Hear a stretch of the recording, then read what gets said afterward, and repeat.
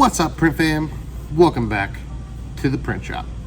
Today I want to address whether or not it's worth starting a print shop in 2021. Let's get started. I don't have an intro, so there's nothing to get started. Let's just change the camera angle. So as you can see from my millions of dollars in lumber and my sweet boat, it's totally worth starting a print shop. Not my boat, not my lumber. The boat's my brother's. I'm renting out the space for the lumber.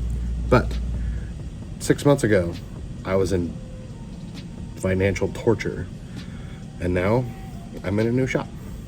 So a lot can change super quick. So, to me, is it worth starting a print business? I would say yes. But I would give you a little bit of advice. Don't be like me. Don't do what I did. Except in the beginning. So the way I started my print shop, I outsourced everything, which I think is a great way to get started. It gives you the ability to do lots of things. It makes it so you don't have to do the work. And in my case, the biggest reason I did it was I didn't have time to meet or deliver, and I would just have it drop shipped. The customer's happy, and as long as you set the expectation with them of the timeline that the product will take, then they're happy. Where you're not able to help is if you are in the spot of someone wanting something quickly, same day, wanting to see proofs, see physical proofs before getting printed. So like I had that this week. I was printing a wedding announcement. They wanted to see a picture of it before I ran the whole thing, if I was outsourcing it. And I had that happen, saying it's not a service I offer. But I think that's a great way to get started. I do provide a copy of my supplier list via Patreon if you want to join there to see who I buy stuff from. But I think outsourcing is a great way to get started. Now, the other thing that I would do if I was getting started now, if I wasn't where I am 12 years in, I think I'm 12 years at this point, I would do one thing. Pick one thing to run in-house, one thing to do. And honestly, that one thing that I would do is to buy an HP Latex and do stickers, posters, and banners, and maybe a few other things, canvas, but mostly stickers, because there's a lot of people that want stickers, there's a lot of people that want posters, and there's a lot of people that want banners. And you can get into the HP Latex for what I consider a cheap price.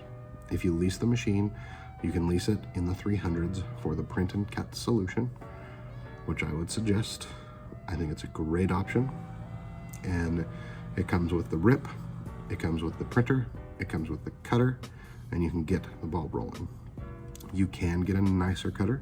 You can get the Graphtec, which does perf cutting better. The HP one will still do it.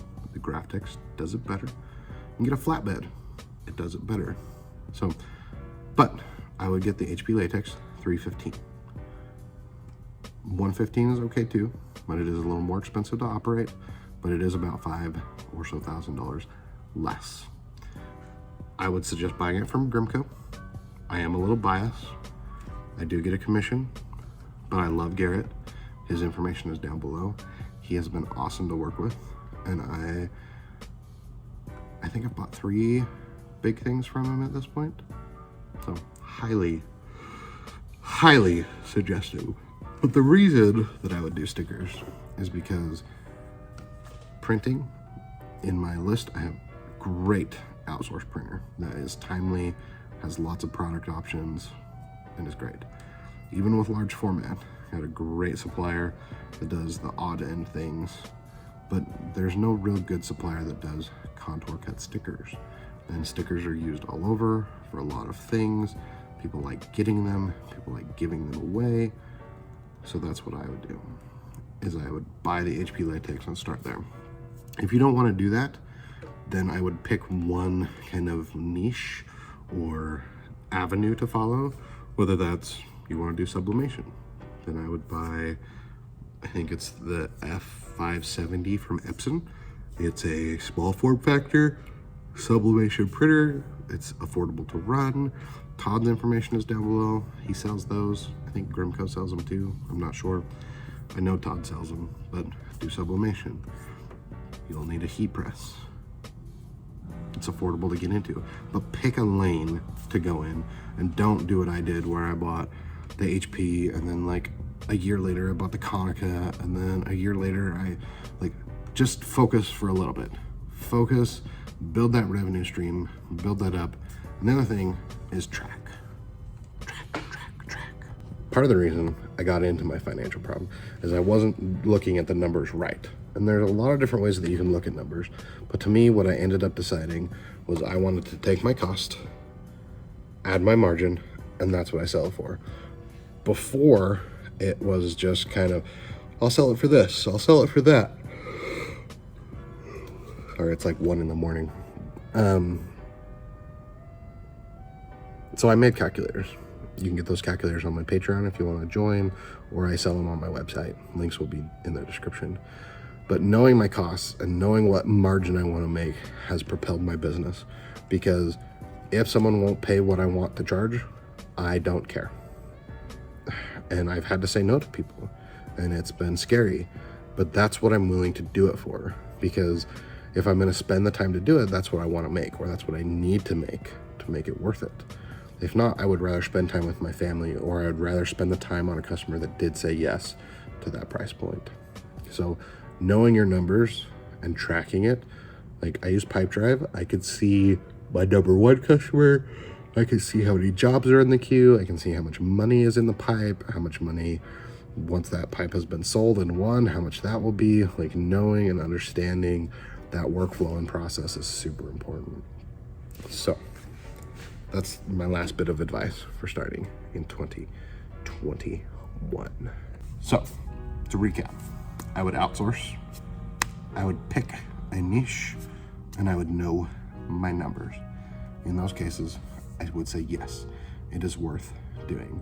It took me 10 years to kind of get it right, to be willing to quit my job, and then it took me over a year in a crappy world situation to get better at it. So know that there will be peaks and valleys, but in the end, it will be worth it. You might not have a goal of making it your job, and you might just want to make a little extra money or have a hobby, and that's okay. But I do believe that it is absolutely worth starting a print shop in 2021. I wish you the best of luck if you're on that journey already or you want to start it. Join my Facebook group. There's other like-minded individuals there. Feel free to ask questions down in the comments. Happy to answer if I can. Thank you, Cam, for editing the videos. Thank you guys for watching, and we'll see you in the next one.